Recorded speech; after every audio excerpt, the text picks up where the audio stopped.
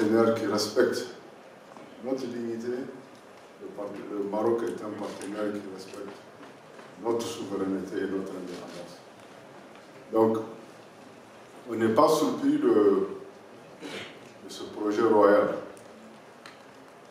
Il vise le développement de nos pays. Les pays qui ont été ciblés, ce sont essentiellement les pays qui n'ont pas accès à la mer. En nous offrant cette opportunité,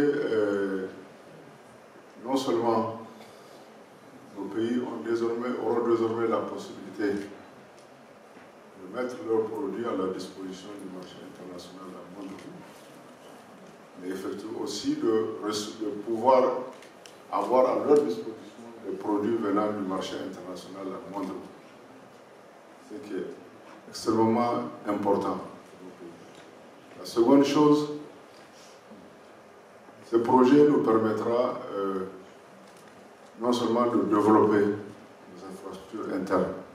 Donc, comme l'a dit le frère ministre des Affaires étrangères du Maroc, ça permettra un désenclavement interne de nos pays. Ça permettra également un désenclavement international de nos pays. Donc non seulement nos producteurs nigériens ont beaucoup plus de facilité pour mettre les produits sur le marché des grandes villes, et à partir de ces grandes villes, nous aurons beaucoup plus d'offres pour les acheminer sur le marché international.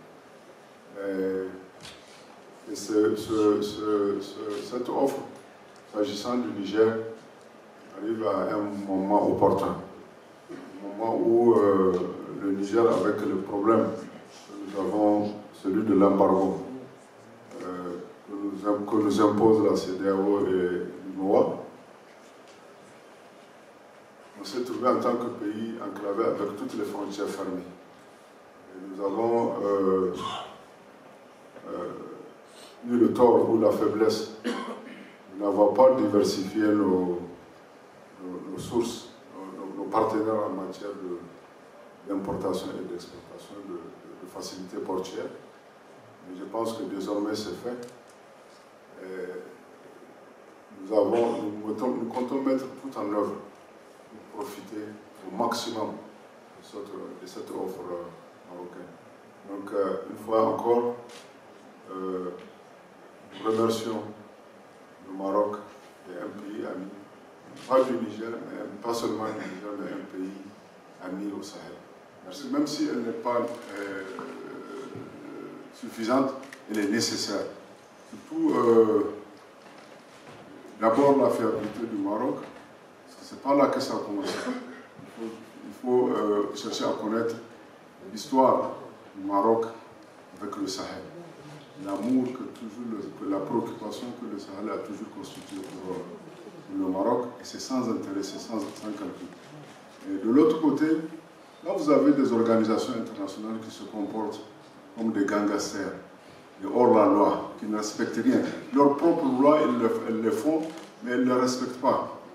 À la limite qu'on peut qualifier, avec leurs propres termes, des organisations voyous, vous êtes obligé de chercher des partenaires auxquels vous devez faire confiance. Parce qu'en fait, les règles, on les établit pour les respecter. Mais le problème, c'est que ces organisations aujourd'hui, par la même mise d'une puissance étrangère, je ne veux pas passer par 4 semaines, je vais vous donner le pays, la France. Ces organisations sont devenues aujourd'hui des organisations hors la loi. Tout ce qu'elles nous ont fait, tout ce qu'elles ont imposé comme sanctions au Niger et au Mali, au Burkina, ne repose sur aucun texte. C'est juste du gangstérisme, du hors la loi.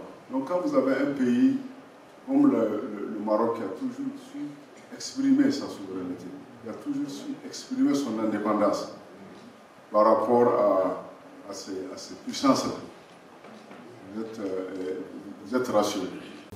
ما تنسوش تابونا وفلاشين وتاكتيفوا الجرس باش يوصلكم الجديد من فيديوهات المغربي اليوم.